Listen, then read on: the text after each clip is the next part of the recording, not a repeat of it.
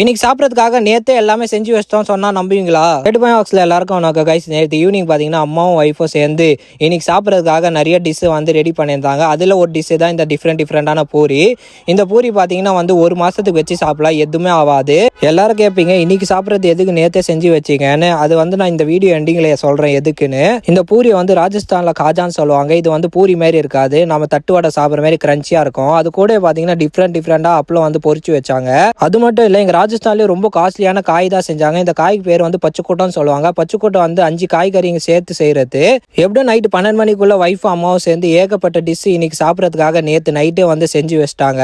அன்னைக்கு போல சீக்கிரமா எஞ்சி ஒய்ஃபும் எங்க வீட்டு பக்கத்தில் இருக்க எங்க ரிலேஷன் எல்லாரும் நேற்று வச்ச சாப்பாடு வந்து சீத்லா மாதாவுக்கு வந்து பூஜை பண்றதுக்கு கிளம்பிட்டாங்க.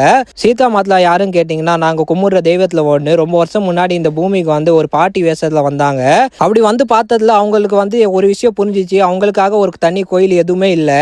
ஒரு வீட்டு கீழே நயலுக்கு நிற்கும் போது மேலே இருந்த ஒரு அம்மா வந்து கொதிக்கிற சாப்பாடு தண்ணி வந்து அவங்க மேலே தெரியாமல் ஊற்றிடுறாங்க. அதனால அவங்க உடம்பு ஃபுல்லாக பொப்பலும் வந்துச்சு. உதவிக்காக அங்கே இங்கே ஓடின்னு இருக்கும்போது யாரும் அவங்களுக்கு உதவி பண்ணலாம். ஆனால் ஒரே ஒரு அம்மா வந்து அவங்க வீட்டில் கூட்டின்னு வந்து பச்சை தண்ணி ஊற்றிட்டு அவங்க வீட்டில் சாப்பிட்றதே வழி இல்லாமல் இருந்தது. கஞ்சி மட்டும் தான் இருந்தது. அந்த கஞ்சி எடுத்துட்டு வந்து ஒரு வாய் ஊட்டி விட்டானே அவங்க உடம்புல இந்த பொப்பலனா மறைஞ்சு உண்மையான ரூபத்தில் வந்து உனக்கு நான் வர வேணும் சொல்லு நான் தரேன்னு சொன்னாங்க. அப்போ பார்த்தீங்கன்னா வந்து எனக்கு வரணும் வேணாம், நீங்கள் இதே ஊரில் இருந்து எல்லா வருஷத்துலையும் இந்த நாள் அன்னைக்கு யார் உங்களுக்கு வந்து பழைய சாதமோ இல்லை பழைய கஞ்சியும் உங்களுக்கு வந்து படைச்சு அதே வந்து குடும்பத்தோட ஒன்னா உட்காந்து எல்லாரும் ஒரு நாள் ஃபுல்லா சாப்பிட்டு உங்களை வந்து மனசார வேண்டாங்களோ அவங்க கஷ்டத்தை எல்லாம் நீங்க தீர்த்து வைக்கணும்னு சொன்னாங்க.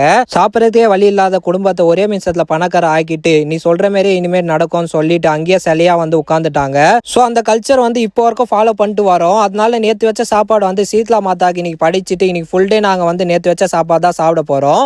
ஸோ இன்னைக்கு vlog அவ்வளோதான் கைஸ். உங்களுக்கு vlog பிடிச்சிருந்தா நீங்க லைக் பண்ணுங்க, ஷேர் பண்ணுங்க. Bye bye.